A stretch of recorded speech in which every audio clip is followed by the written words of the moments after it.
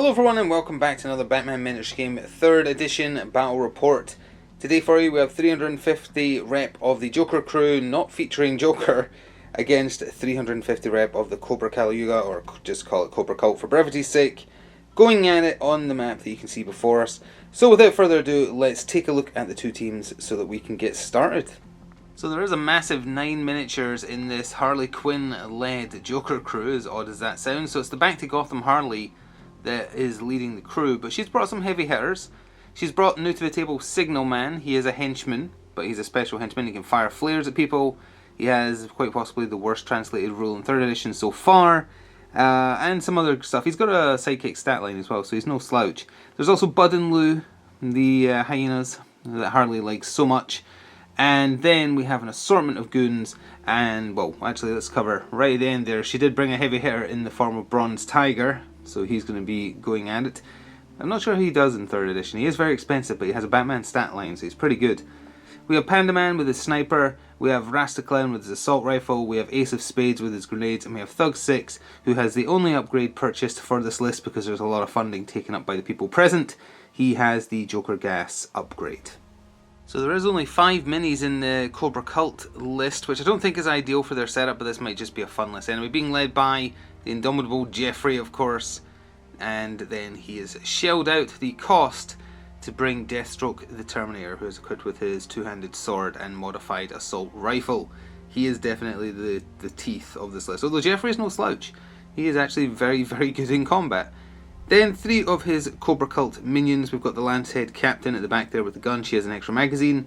The Lancehead 2, also with an assault rifle of a different type. He also has an extra magazine, and for the Kobra Cult upgrade, which means he has Expendable to give a free resource or a free objective card draw if he dies. And then the Lancehead Captain here with the sword. He has been given the, I've forgotten the name of the ability, but it gives him the ability to lay mines on, I think it has to be on suspect markers, but either way, he has the ability to do that. And that is it. Alright, here we are at deployment, ready to get the game started. The Joker crew, we are going to call them the Joker crew because technically they are, even though Mr. J decided to stay at home today. But they are deployed to your left and are taking first activation. The Kobra Cult is on your right, and they have a number of passes because it's 5 versus 9 miniatures. The other thing to cover, besides who has audacity, which we'll show in a second, is that before the game starts, Deathstroke is allowed to make a scout move, which he has done so in move forwards 10. You can see he has audacity, the Lancehead down here does, the Lancehead Captain does, the only one that doesn't is Lancehead 2, Jeffrey does, and then over here, all in a big line, Bud and Lou, Bronze Tiger, Harley, those two have audacity, Thug 6 for the bodyguard, Ace of Spades, Signal Man with audacity, and then Panda Man and Rasta Clown are going to fight over who gets to use that sword grating this turn and pop up somewhere where that will give them a good line of sight. There's 2 Phase 1 cards being played, both by the Joker's crew. Turn 1 Die Hard, it's an excellent pull. It's being played on Signal Man, he's a henchman. And the other one being played is Let's Dance. So if a free agent, sidekick or leader suffers damage, it scores. So that means if Harley or Bronze Tiger get attacked, more or less. So with that, let's jump into battle round 1 with the Joker / Harley crew going first. So it was Rasta Clown that got the game started, and he is the one who used the Manipulate to use the sword grating there to pop up on the roof, up here with no other action to do. So I think that same rule from 2nd edition applies in that you can't use the same sword grating twice. So Panda Man is going to be out of luck for this turn. So for the Kobra Cult, it was Lancehead 2 without audacity that got the game started. Started right next to Jeffrey though, so he was able to move up here his 8 inches, put down a suspect marker, and as the crow flies, that is within 6 of Rasta Clown up there. So he took advantage of that and can score, can be anyone. A friendly model, no enemy model can draw line of sight to, and he is outside of 8. So, or 12, sorry. Actually no, he might not be. I need to double check that. I need to make sure the doggos can't see him. If they can't, this will score. If not, we'll be back with a correction. However, also a note with this Kobra Cult list, they don't generate a lot of faith points. He will generate 1 faith for putting down a suspect marker within 8 of Jeffrey, but in general, like by not having anyone with whatever the rule is called that like the Nagus has and whatnot, he won't be generating too much faith, which is just as well because the list hasn't been built around spending the faith, which means Jeffrey will be taking a lot of stun damage. As you can see, it is outside of 12, so he does not count as being seen because of the night rule. So that is a legal placement, because it just says the model can't be seen, not the suspect marker. So yeah, can be anyone did score there. Staying over this side of the table for Joker's crew, Panda Man activated without audacity, but close enough to Harley for an inspire. He moved up and has placed down their first suspect marker. So it's a little surprisingly early in the turn, but Jeffrey has already activated and he charges forward a massive 10 inches. So he charged next to his minion, and he technically did reveal the suspect marker, so you might be wondering why it's still there. It's because he has order as a special action, so after what we're about to cover, he just ordered him, the Lancehead 2, to put down another suspect marker. So just rather than remove it, it's just the same one. But he did technically remove it and then ordered another one to be placed down, because he is now holding on to a turn 1 valuable commodities. So Jeffrey, it's pretty safe on him. He's very tanky, he's very strong. There is some dangerous guns, but that's what Deathstroke's here to deal with, I suppose. So he's holding on to the loot. This will stay in play for a while. So new to the table, Signal Man decided to activate, and what you're about to see now is not indicative of how he will normally perform, for the record. Also just realised, because he is a henchman, he had an extra manipulate from Harley, so he can totally put down a suspect marker as long as it's 4 away from the one Panda Man did, so he's going to do that between takes. But he moves 10, which is really good for a start.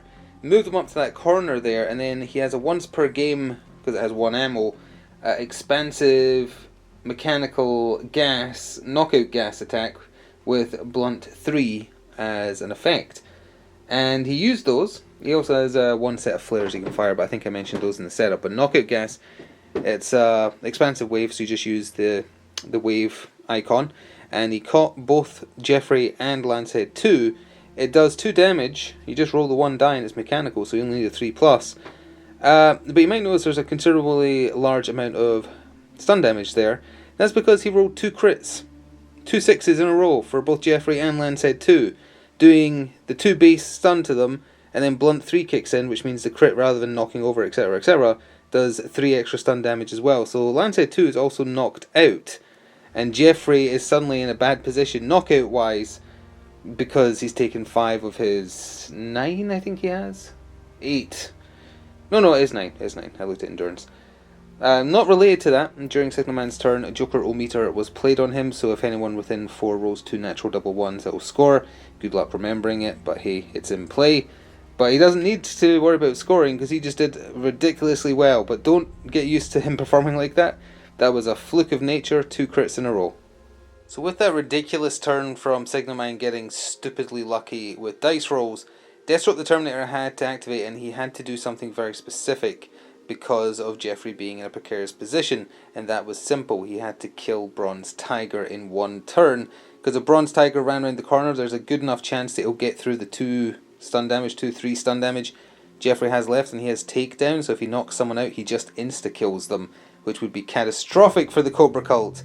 So Deathstroke charged forwards his 10, modified assault rifle, it's got a red dot for a reroll.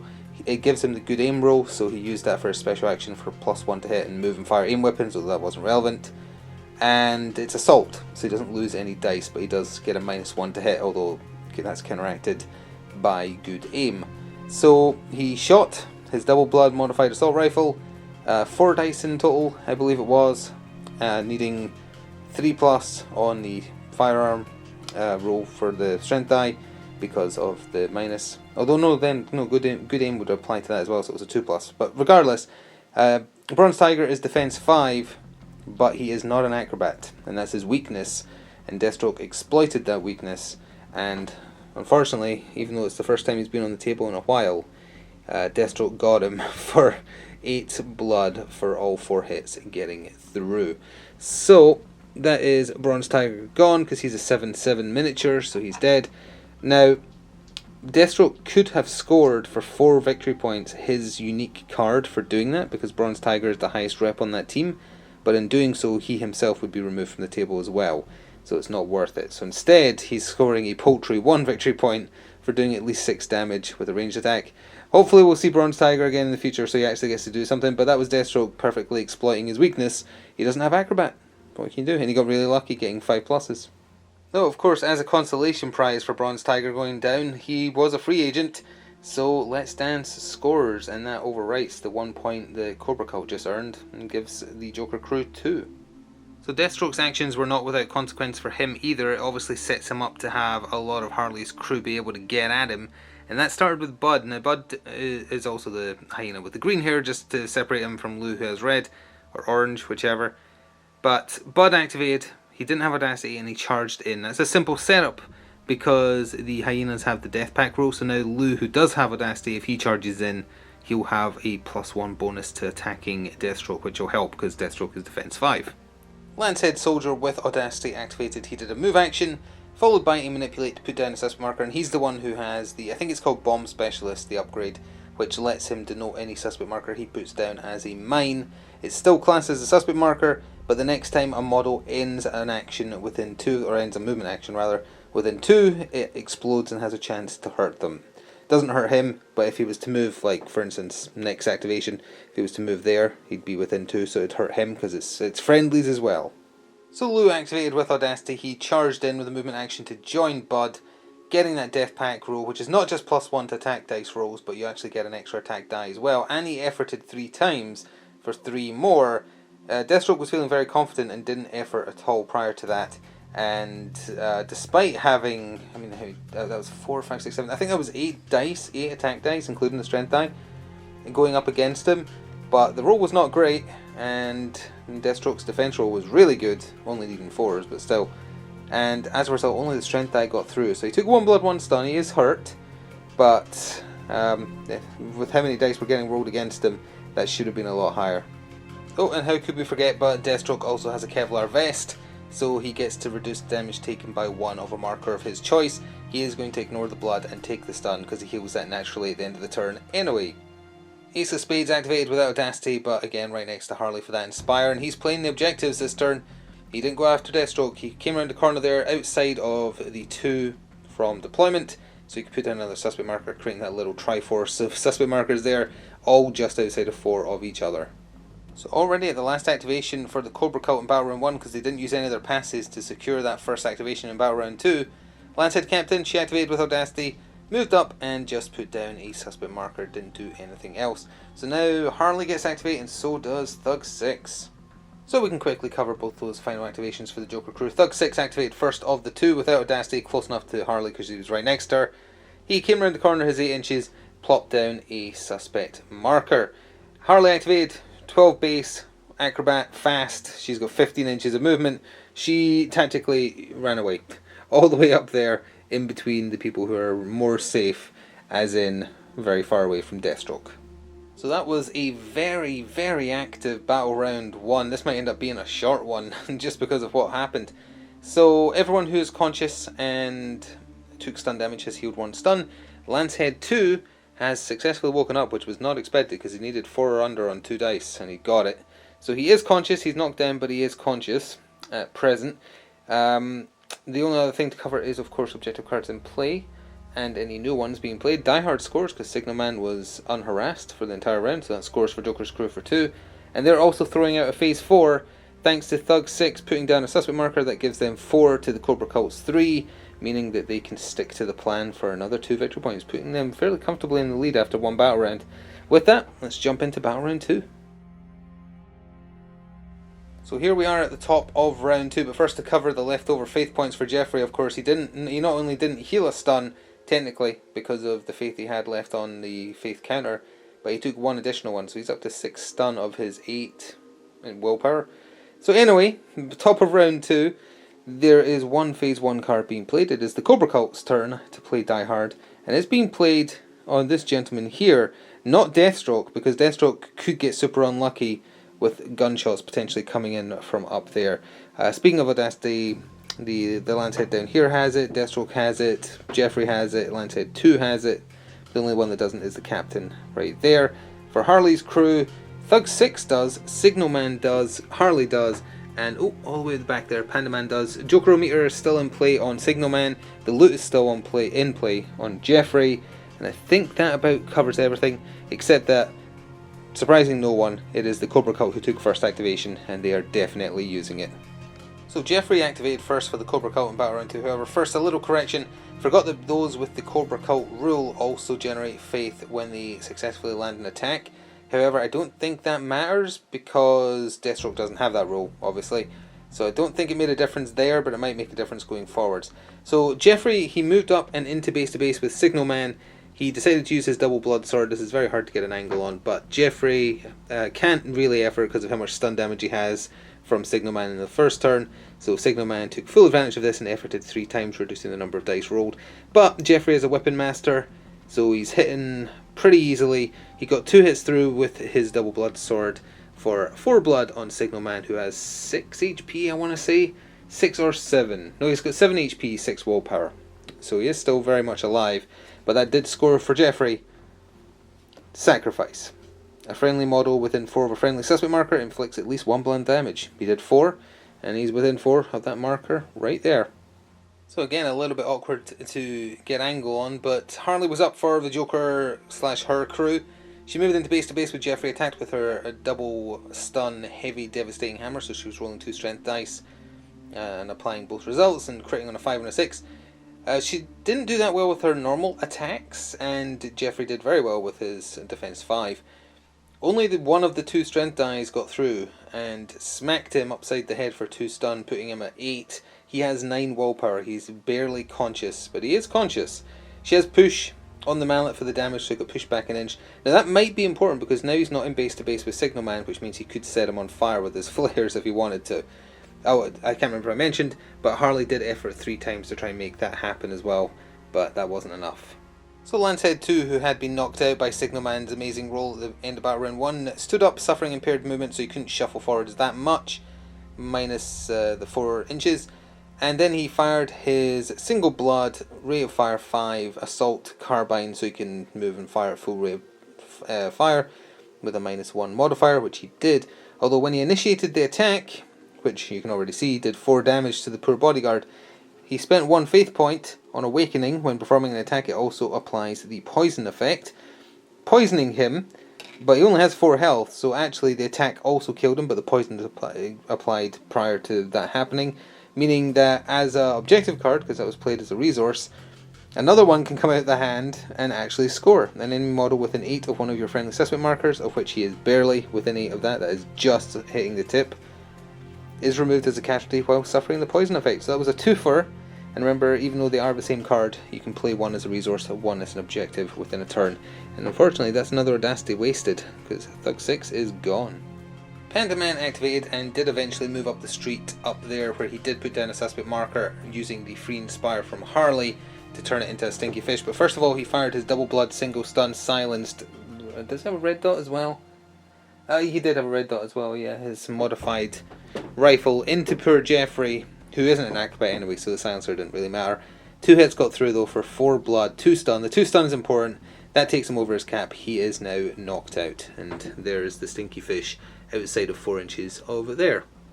So Deathstroke the Terminator activated, and look away children, because he took out his 2-handed heavy devastating double blood sword, took it to Lou, and 6 damage later Lou is gone. How very sad. And then he moved over here as well to end his turn, but for doing knockout, knockdown, etc., whatever you want to choose, I'm Feeling Weird has scored for 2. Rasta Clown activated up here on the roof, and from where he popped out of the sewer grating after Battle Round 1, he couldn't get eyes on, well, definitely not either of these 2 under here, and couldn't quite see them as well as he would like. So all he did this turn was move right to the edge of the building to give him better line of sight for next turn. He only has 2 loads of ammo anyway, so it might not really matter, assuming he doesn't get shot prior to then, although he would have cover if she decided to shoot at him. But yeah, either way, he just moved up. The Lancehead Soldier activated first of the final 2 activations Kobra Cult has. He moved up his 8 and put down another suspect marker, designating it as a mine as well, which is what the skull is going to denote, and positioned himself such that he was within 6 of Bud over there, but not able to be seen, so that he met the criteria for another Can Be Anyone for another 2 points. So Signal Man activated next for the Joker's crew, and his skill/luck continues. Didn't bother putting down the icons just because it's getting very annoying to put all the icons required down here in the alleyway. But from where he started, remember Harley pushed Jeffrey away. He shot his once per game flares, which I guess he just like pulls out a couple of flare guns and just unloads them. 3 rate of fire plus a strength die for 4, mechanical and fire. He shot them at Jeffrey, who is of course unconscious on the ground because there's no Geneva Convention here. And whenever you take damage while unconscious, on top of whatever damage you would take, you also take 1 extra stun.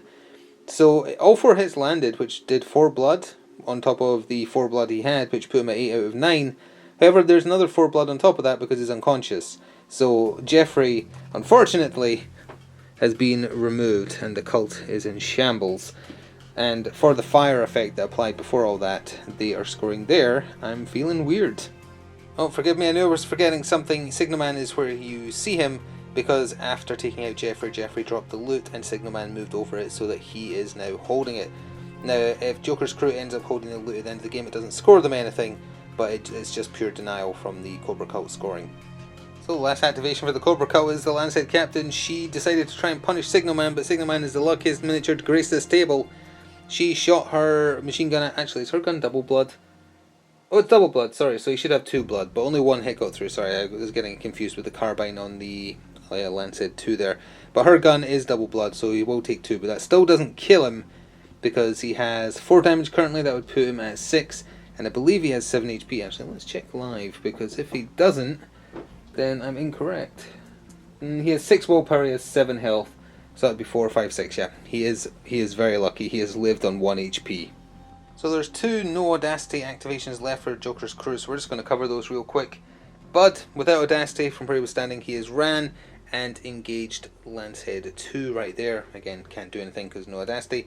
Same with Ace of Spades, he just moved so he has eyes on down this alley where everything has been happening annoyingly to try and film from. So with that, we're at the end of Battle Round 2. So at the end of the second battle round, losing Jeffrey is obviously devastating for the Kobra Cult, but their new leader Deathstroke doesn't mind too much.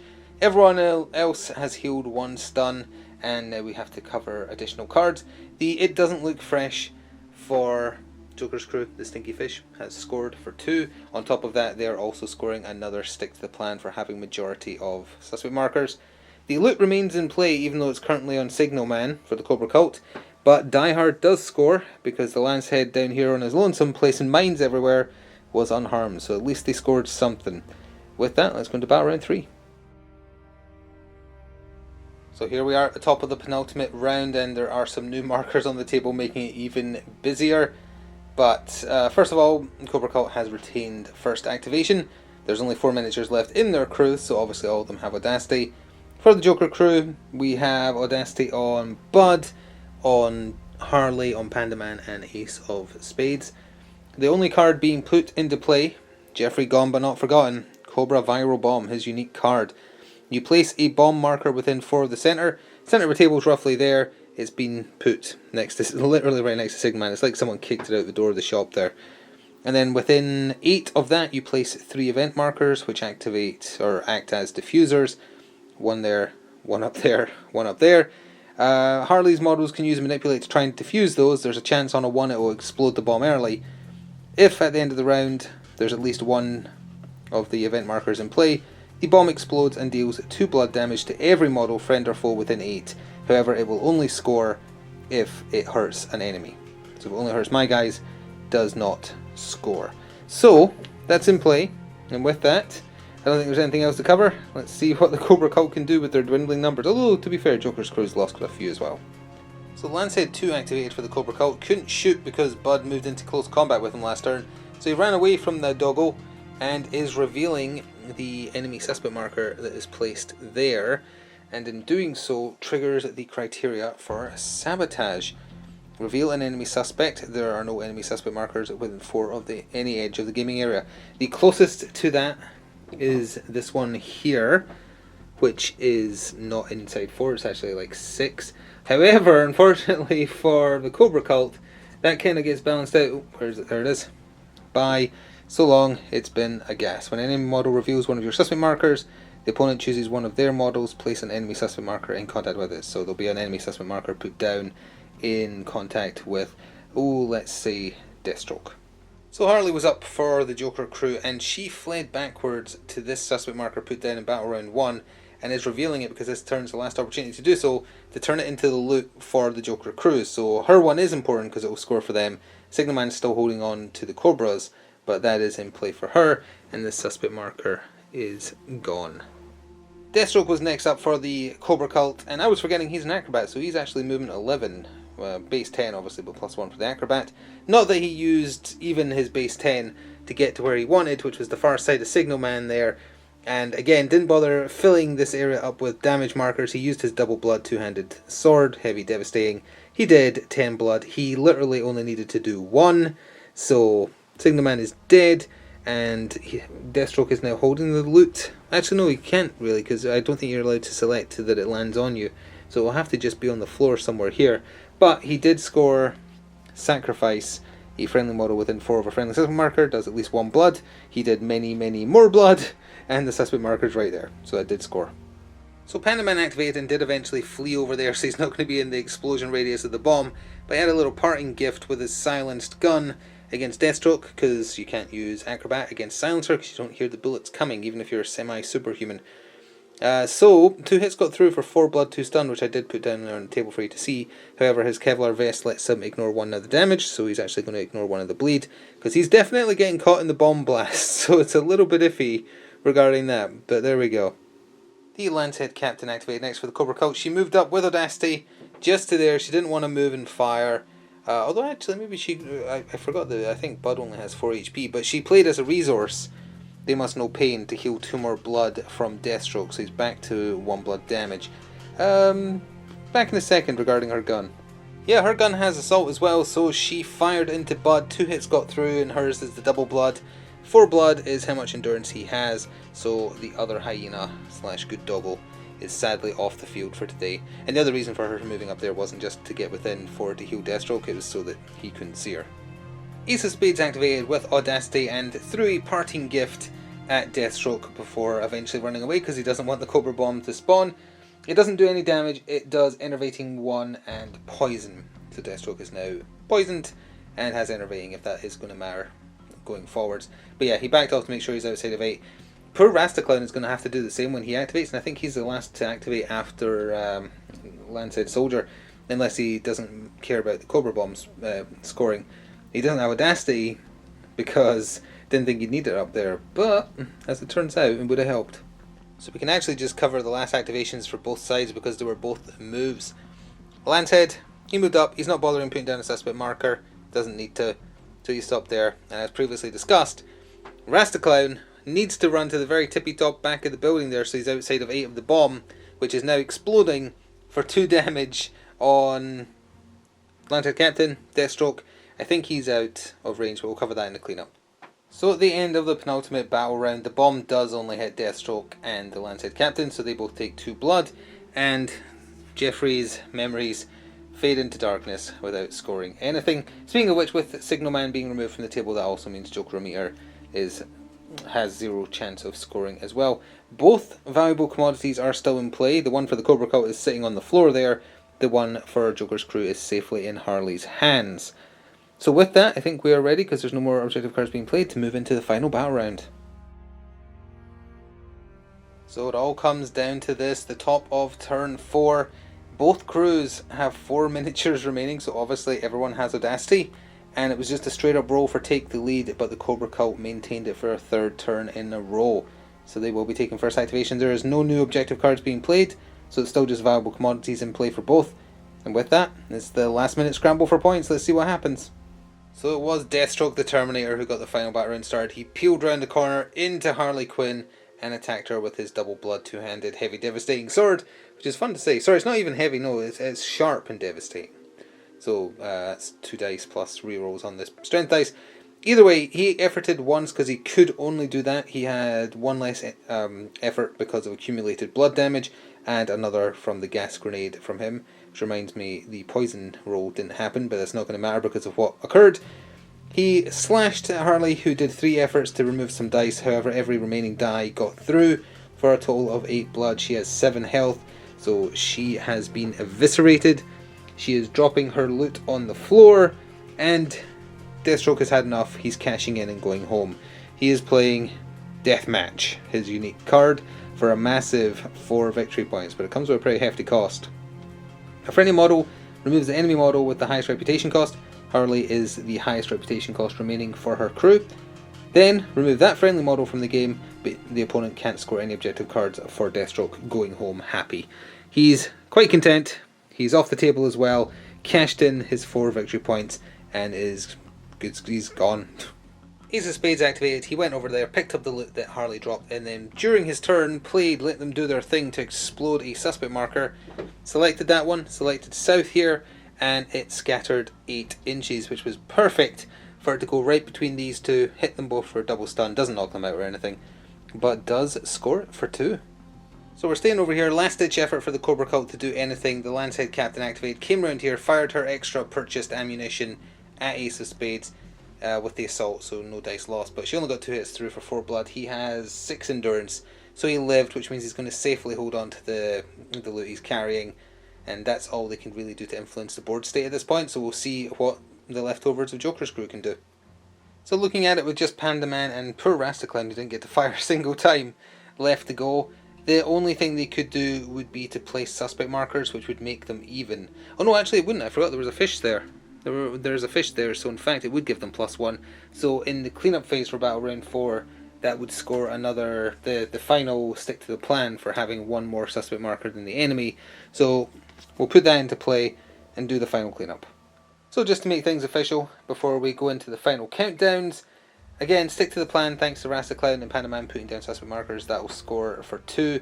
And Ace of Spades, he came through in the end, he held on to the valuable commodities, he took the gunfire and lived. So he's banking that for 3. But I forgot to mention, when the Lancehead Captain moved, she crossed over the loot in the alleyway there and is holding the loot for the Kobra Cult. So that also scores for 3, cancelling it out. Very interested to see who's won this one, so let's go gather the piles and find out. So we have what I would describe as 2 very evenly sized piles here, so let's see. We'll start with the Kobra Cult, so that is 3, that is 7, 8, 9, 10, 11, 12, 13, 14, 15, 16, 17, 18, 19, oops, 20, 21, 22, 23, 24. Exceptionally good, considering how that seemed to have gone. Let's see how that compares to the other crew. So that's 5, 6, 7, 8, 9, 10, 11, 12, 13, 14, 15, 16, 17, 18, 19, 20, 21. Joker's crew fall short by what, 3? Was it 24 or 26?